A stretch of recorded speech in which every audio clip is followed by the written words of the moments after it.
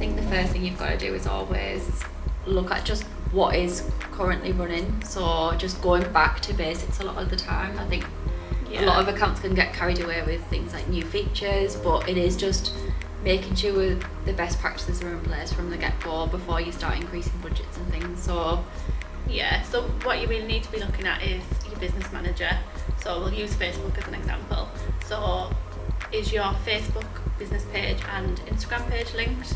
Have you got an ad account set up? Have you got a payment method set up? Have you got a Facebook pixel implemented?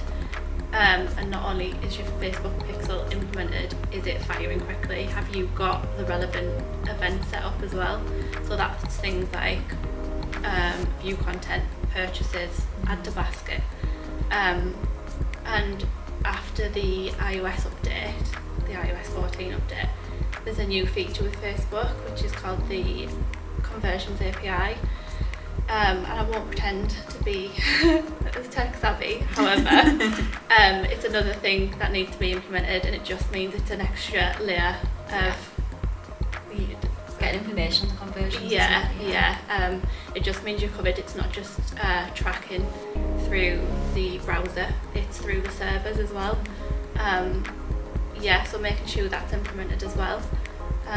It's just all those little things need to be ticked off, and then once those are ticked off, you're more or less ready to go. We do find a lot of the time we'll take like a deep dive into accounts that we're having a look at, and it is still astounding in like 2022 that so many just still aren't tracking what their classes, what they want to measure as success. So just making sure you're setting yourself up for success by being able to track what success looks like to your brand. So that's literally one of the first things that we'll do. We've got a checklist and we'll go through it, and we'll work with you and your team just to make sure that everything is set up before we get started.